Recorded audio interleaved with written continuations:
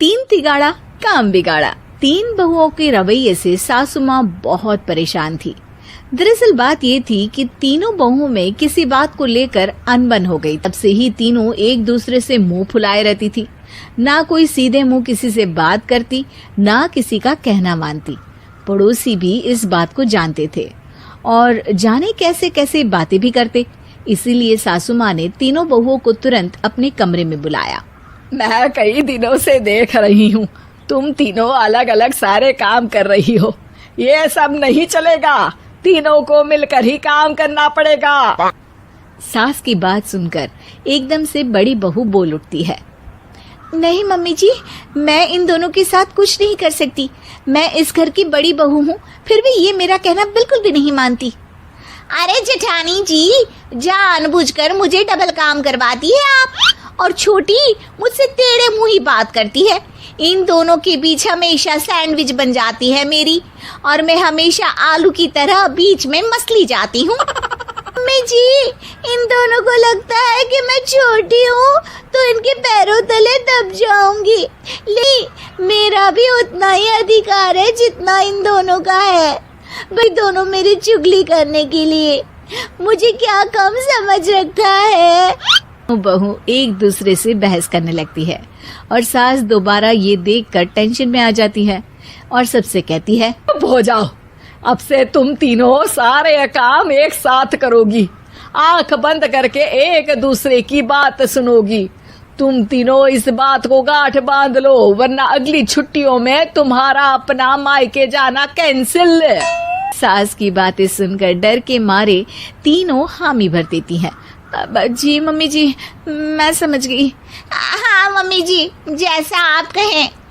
आप जो कहेंगी मैं वही करूंगी। बहू सास की बात को गांठ बांध लेती है और वादा करती है कि अब से सारे काम वो तीनों एक साथ मिलकर ही करेंगी। ये सब देखकर सास खुश हो जाती है और वहाँ से चली जाती है। नीचे जाकर वो देखती है कि घर में शर्मा जी आए हुए होते हैं। सास जोर से आवाज लगाकर कहती है, अरे बहू, जरा चाय बनाकर तो लाना, शर्मा जी आए हैं। सास की बात सुनकर तीनों बहू तुरंत किचन की ओर भागती है और चाय बनाना शुरू कर देती।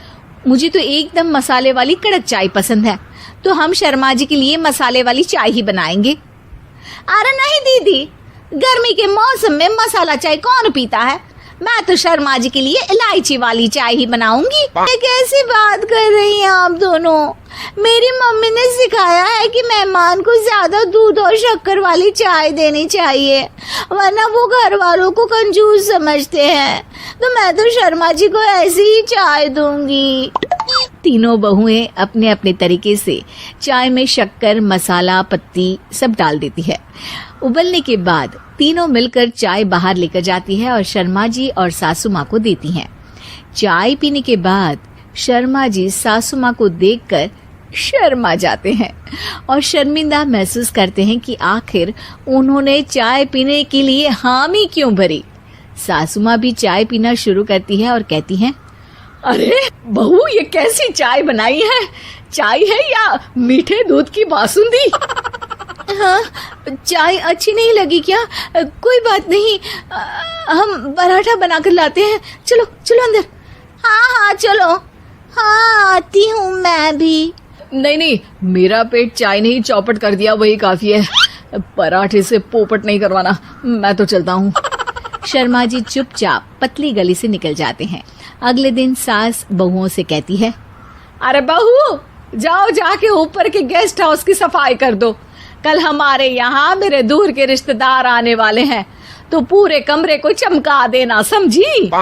बहू सास की बात को मानकर ऊपर सफाई करने चली जाती हैं और तीनों कमरे की सफाई चालू कर देती है। बड़ी बहू मकड़ी के जाले साफ करती है, तो बीच वाली झाड़ू लगाना और छोटी वाली सर्फ डालकर जमीन धोना शुरू कर देती है। अरे दीदी, जेठानी जी, अभी मैंने पूरी फर्श धोई और आप फिर से धूल नीचे गिरा रही हैं। और मछली जेठानी जी, आप बिना झाड़ू की धूल यहाँ छटक रही हैं। तीनों को साफ करना है, एक साथ सफाई करते हैं ना। अरे वही तो। हम साथ साथ हैं, घर साफ साफ है। तीनों बहू ऐसे ही काम में उलझ जाती है और 2 घंटे तक एक ही कमरे की सफाई करती रहती है। बहुत देर से अपनी बहुओं को ना देखने के कारण सास ऊपर कमरे में उन्हें देखने जाती है, लेकिन कमरे में घुसती ही वो गीली फर्श पर फिसलने के कारण नीचे गिर जाती है। मोरी मोरी मैया, हड्डी मरोड़ के रख दी। आए मेरी तो कमर ही टूट गई रे। तीनों बहुएं सास को उठाती हैं और बिस्तर पर सुला देती है। अरे मेरे हाथ पैर दर्द कर रहे हैं, दबा दो आराम मिलेगा। हाँ जी माँ जी। अरे जी माँ जी माँ जी। और तीनों बहुएं एक साथ सास के हाथ को दबाना शुरू कर देती हैं। माँ की तो चीख ही निकल जाती है और नतीजा ये होता है कि सास के बचे हुए शरीर में भी दर्द उठ जाता है। हाय राम, ये क्या कर दिया तुम तीनों ने। अरे मेरी तो किस्मत ही फूटी है कि तुम जैसी बहुएं मुझे मिली। हे भगवान, पूरे शरीर में दर्द बढ़ गया है। अब तो पता नहीं कि चल भी पाऊंगी या नहीं। माफ करो, मुझे गलती हो गई मुझसे कि तुम तीनों को एक साथ काम करने के लिए बोला। सोचा था तीनों मिलके अच्छे से काम करेगी, लेकिन बड़े बुजुर्ग सही कहते थे कि 3 तिगाड़ा काम बिगाड़ा। तुम लोगों ने ये बात ना आज साबित करके दिखा दी। तुम तीनों को तो समझाना यानी मानो भैंस के आगे बीन बजाना है। तुम्हें अकेले अकेले काम करना है ना, तो अब से तुम अकेले ही अपना अपना काम करो। तीनों बहुएं वहां से जाने लगती है। अरे कहाँ जा रही हो? आप ही ने तो कहा कि अपना अपना काम करो, तो मुझे मुल्तानी मिट्टी लगानी है। मुझे भी तो नेल पॉलिश लगानी है। मुझे ना मेहंदी लगानी है।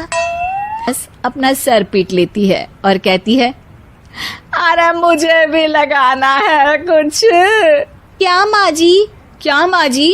क्या माँ जी? तुम्हारे घर वालों को फोन तुम्हारी हरकतें बताने के लिए।